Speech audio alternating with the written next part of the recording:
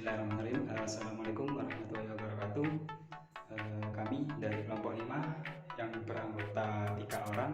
Perkenalkan, saya Muhammad Agung Setiabudi dengan NIM 180301292 bersama rekan saya yakni M. Saifuddin Widiputra dengan NIM 180301250 dan bersama Kevin Julian Wijayanto dengan NIM 180301265. Di sini kami ingin mempresentasikan mengenai apa sih tujuan dan strategi jangka panjang itu.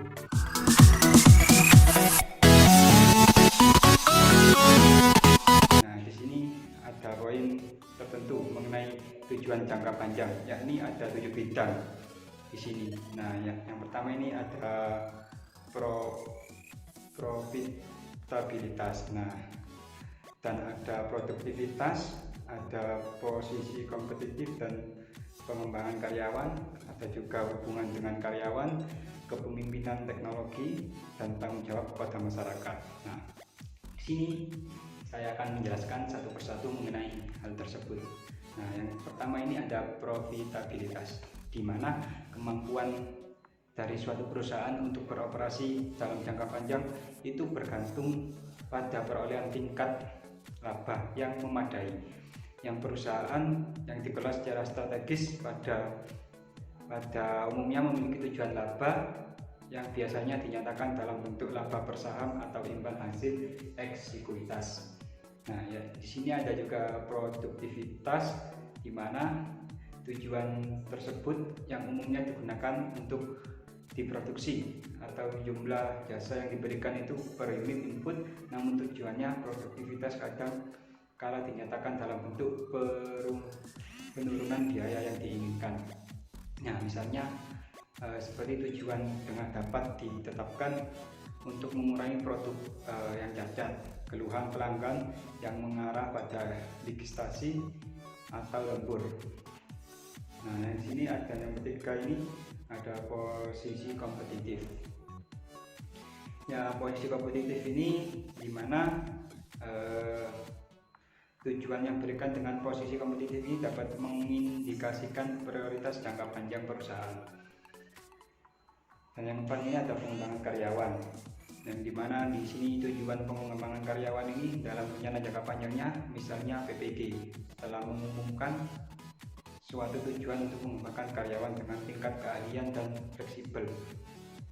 Nah, sehingga dengan demikian perusahaan hanya menyediakan lapangan yang mapan bagi jumlah pekerja yang lebih sedikit. Nah, yang kelima ini ada hubungan dengan karyawan. Hubungan dengan karyawan ini para manajer strategis ini yakin bahwa produktivitas hubungan dengan loyalitas karyawan ini bisa mengapresiasi atas perhatian manajer terhadap kesejahteraan karyawan. Oleh karena itu, mereka menetapkan tujuan untuk memperbaiki hubungan dengan karyawan. Seperti itu. Dan yang keenam ini ada kepemimpinan teknologi. Nah, contohnya seperti Caterpillar Tractor Company yang sejak dini membangun reputasi dan posisi dominan perusahaan dalam industrinya dengan menjadi yang terdepan dalam inovasi, teknologi, produksi, kesetaraan dan mengangkut tanah para eksekutif teknologi perdagangan melalui internet. Nah, seperti itu. Nah, di sini juga yang nomor 7 ini ada tanggung jawab kepada masyarakat. Nah, tanggung jawab kepada masyarakat ini misalnya perusahaan menetapkan tujuan untuk berkontribusi sosial dan pendidikan. Namun minoritas aktivitas publik atau politik kesejahteraan masyarakat atau reformasi kota dalam upaya untuk memperhatikan tanggung jawab sosialnya ini, perusahaan-perusahaan seperti di Toyota, Hitachi, dan Mitsubishi ini menyumbang lebih dari 500 juta per tahun untuk proyek pendidikan, kegiatan sosial dan organisasi di sana. Nah, di sini juga ada kriteria khusus kualitas jangka panjang. Nah, di sini juga ada 7 kriteria yang khusus kualitas untuk jangka panjang. Nah, apa saja? Nah, yang pertama ini ada dapat diterima.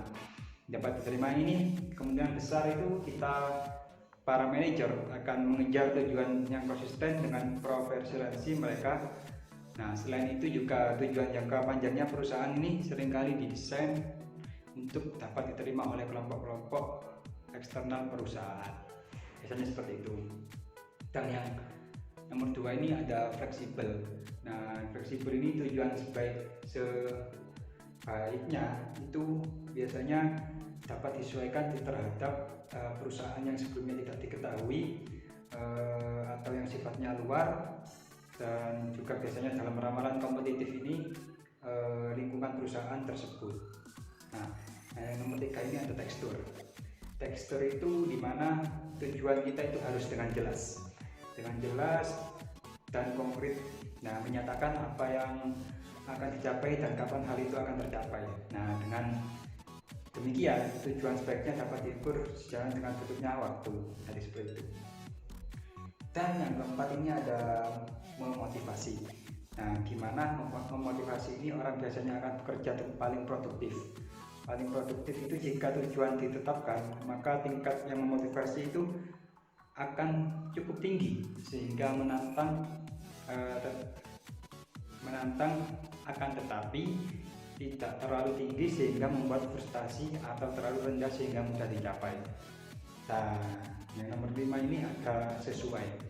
Sesuai itu dimana tujuan kita itu harus disesuaikan dengan sasaran luas. Nah, dalam artian satu luas ini yang dinyatakan dalam pernyataan misi sepertinya nih. Misi setiap tujuan itu harus merupakan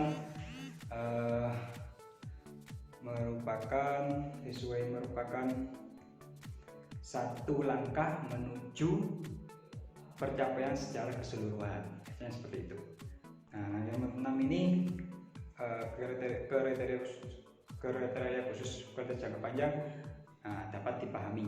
Nah, dapat dipahami itu seperti apa? Contohnya nih, kita sebagai para manajer strategis pada semua tingkatan harus memahami apa yang mau kita capai gitu. Nah, mereka itu harus memahami kriteria utama di mana kinerja mereka akan dievaluasi. Nah, dengan demikian tujuan yang kita nyatakan sehingga dapat dipahami oleh si penerima tadi. Nah, yang terakhir ini ada yang dapat dicapai. Nah, dapat dicapai itu maksudnya gini, kita sebagai tujuan harus dapat dicapai. Hal ini agar mudah kita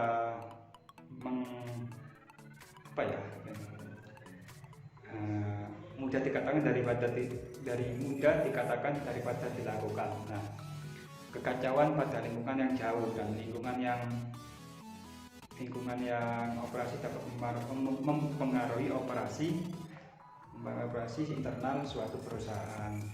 Nah, sehingga ini menimbulkan ketidakpastian serta membatasi akurasi dan tujuan yang ditetapkan oleh manajemen strategi. Nah, seperti itu.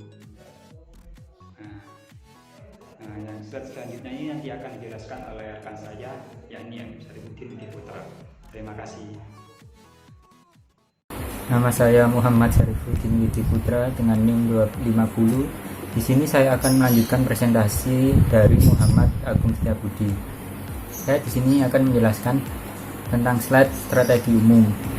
Yang pertama, kepemimpinan biaya rendah. Para pemimpin berbiaya rendah mengandalkan suatu kapabilitas yang cukup unik untuk mencapai dan mempertahankan posisi biaya rendahnya. Perusahaan-perusahaan ini memaksimalkan skala ekonomi, menerapkan teknologi penghematan biaya, menekankan pada pengurangan beban overhead dan administrasi, dan menggunakan teknik volume penjualan untuk menaikkan posisi di kurva laba. Yang kedua, diferensiasi. Diferensiasi sendiri yaitu strategi yang mengandalkan diferensiasi dirancang untuk menarik pelanggan yang memiliki sensitivitas khusus untuk atribut produk. Yang ketiga, fokus. Strategi yang fokus baik didasarkan pada biaya rendah atau diferensiasi berupaya untuk memenuhi kebutuhan atau segmen pasar tertentu. Segmen yang kemungkinan besar dipilih adalah segmen yang diabaikan oleh daya tarik pemasaran pada pasar-pasar yang mudah diakses. Disiplin nilai. Yang pertama, keunggulan operasional. Keunggulan operasional merupakan pendekatan strategis khusus terhadap produksi dan pengiriman produk atau jasa. Fokusnya adalah pengiriman produk atau jasa kepada pelanggan dengan harga yang kompetitif dan ketidaknyamanan yang minimal. Yang kedua, kedekatan dengan pelanggan. Perusahaan-perusahaan yang menerapkan strategi kedekatan dengan pelanggan secara terus-menerus menyesuaikan dan membentuk produk dan jasa agar sesuai dengan tuntutan pelanggan tuntutan pelanggan yang semakin tinggi. Yang ketiga, keunggulan produk. Terdapat 3 tantangan yang harus dihadapi untuk mencapai keunggulan produk yang menghasilkan aliran produk dan jasa mutakhir yang tetap. Strategi utama. Strategi utama seringkali juga disebut strategi induk atau strategi bisnis yang menyediakan arahan dasar bagi tindakan-tindakan strategis. Terdapat 5 strategi dalam strategi utama, yaitu yang pertama, pertumbuhan terkonsentrasi.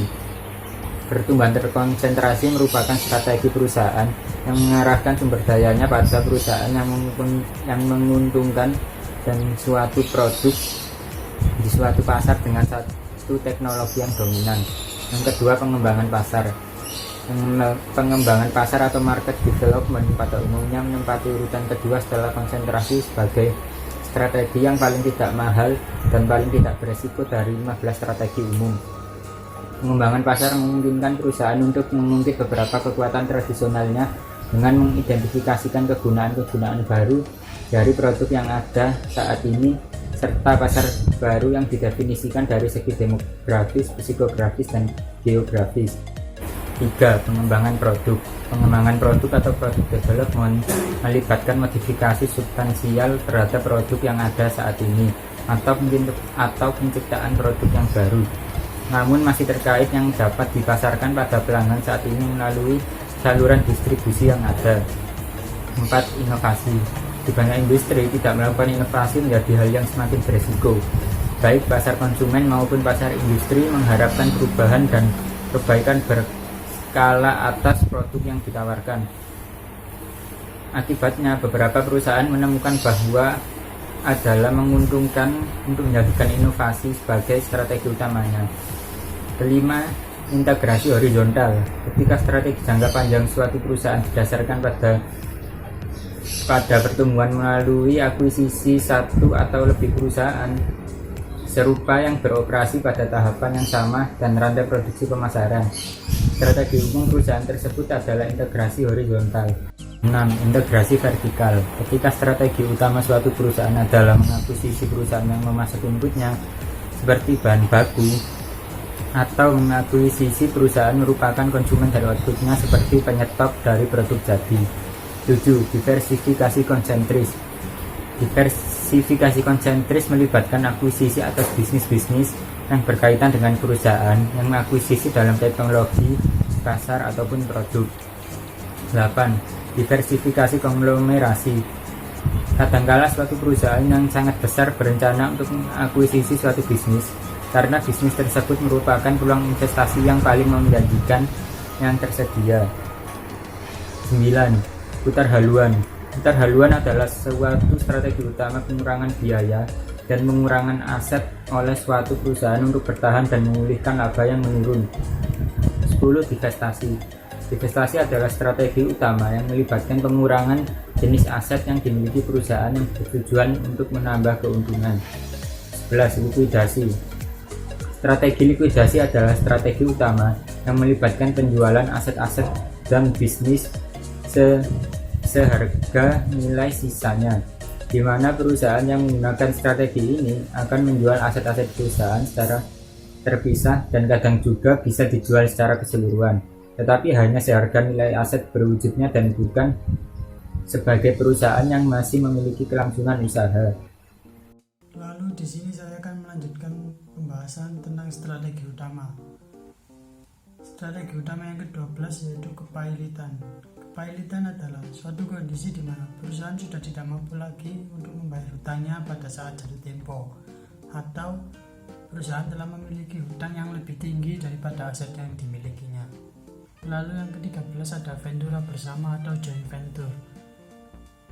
Ventura bersama merupakan suatu perjanjian kontrak di mana dua atau lebih pihak atau perusahaan menjalankan aktivitas ekonomi yang telah tunduk pada pengendalian bersama. Contohnya adalah Diamond Star Motor yang merupakan hasil ventura bersama antara Chrysler Corporation dan Mitsubishi Motors, menghasilkan peluang untuk mengembangkan subcompact, serta mesin Mitsubishi dan suku cadang lainnya yang diimpor di Amerika Serikat dan dijual dengan nama Dodge dan Plymouth. Lalu yang ke-14 ada aliansi strategis. Aliansi strategis adalah sebuah hubungan antara beberapa kelompok atau perusahaan yang memiliki tujuan yang sama dan melibatkan beberapa bidang bisnis. Aliansi strategis juga dapat disebut sebagai perjanjian lisensi. Lisensi melibatkan transfer atas bagian hak, properti, industri, dan seorang pemilik lisensi kepada pembeli lisensi di negara asing. Kekayaan dan transfer ini berupa hak paten, merek dagang, atau pengetahuan teknis yang diberikan kepada pembeli lisensi untuk jangka waktu tertentu dengan imbalan berupa royalti. Contohnya MIPS Computer Systems yang telah memberikan lisensi kepada Digital Equipment Corporation, Texas Instruments, Cypress Semiconductor, dan Bipolar Integrated Technology di Amerika Serikat, serta Fujitsu, NEC, dan Kubota di Jepang untuk memasarkan komputer yang didesainnya di negara-negara tersebut. Lalu strategi utama yang terakhir nomor 15 yaitu konsorsium Keiretsu dan Chaebol. Konsorsium didefinisikan sebagai hubungan besar yang saling terkait antara perusahaan-perusahaan dalam suatu industri. Di Jepang, konsorsium semacam itu dinamakan Keiretsu, sedangkan di Korea Selatan dinamakan sebagai Chaebol. Contohnya, Eroka yang merupakan program kerjasama yang melibatkan ilmuwan dan insinyur dari beberapa negara Eropa saling berkoordinasi dalam satu proyek riset bersama. Lalu, ada Keiretsu dari Jepang yang melibatkan 50 perusahaan berbeda yang tergabung dalam satu perusahaan besar atau bank dan dikoordinasikan melalui direktor dan bursa efek yang saling terkait.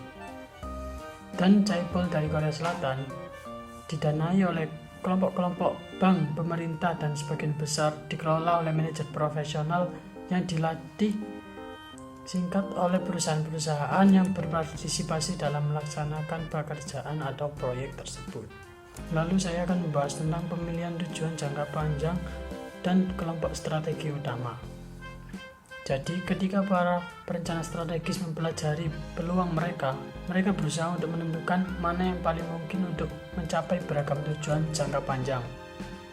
Hampir secara simultan, mereka mencoba untuk meramalkan apakah strategi utama yang tersedia itu dapat memanfaatkan peluang yang dipilih sehingga tujuan sementara dapat tercapai. Lalu urutan pemilihan tujuan dan strategi. Pemilihan tujuan jangka panjang dan strategi utama melibatkan keputusan yang lebih bersifat simultan daripada berurutan. Meskipun benar bahwa tujuan dibutuhkan untuk mencegah agar arah dan kemajuan perusahaan tidak ditentukan oleh kekuatan acak, adalah juga benar bahwa tujuan hanya dapat dicapai jika strategi diterapkan. Faktanya, tujuan jangka panjang dan strategi utama saling bergantung satu sama lain sedemikian rupa, sehingga beberapa konsultan bisnis tidak dapat mengisahkan keduanya. Lalu yang terakhir ada merancang model bisnis yang menguntungkan. Proses penggabungan tujuan jangka panjang dan strategi utama akan menghasilkan suatu model bisnis. Model bisnis adalah suatu pemahaman yang jelas bagaimana perusahaan akan menghasilkan laba dan tindakan strategis yang harus dilaksanakannya untuk sukses dalam jangka panjang. Kesimpulan, untuk mencapai kemakmuran jangka panjang, para perencana strategis umumnya menerapkan tujuan jangka panjang dalam 7 bidang, yaitu profitabilitas, produktivitas, posisi kompetitif, pengembangan karyawan, hubungan dengan karyawan, dan kepemimpinan teknologi. Kualitas jangka panjang harus memenuhi 7 kriteria khusus. Yang pertama, fleksibel, terukur, memotivasi, sesuai, dapat dipahami, dan dapat dicapai. Dalam pemilihan strategi dan tujuan jangka panjang melibatkan keputusan yang bersifat simultan daripada berurutan. Tujuan dibutuhkan untuk mencegah agar arah dan kemajuan perusahaan tidak ditentukan oleh kekuatan acak. Hal tersebut juga membuktikan bahwa tujuan hanya dapat dicapai apabila strategi diterapkan dengan baik. Baik, saya mewakili kelompok 5 mengucapkan terima kasih dan mohon maaf apabila ada perkataan yang salah. Saya Kevin Drianto, mewakili kelompok 5. Wassalamualaikum warahmatullahi wabarakatuh.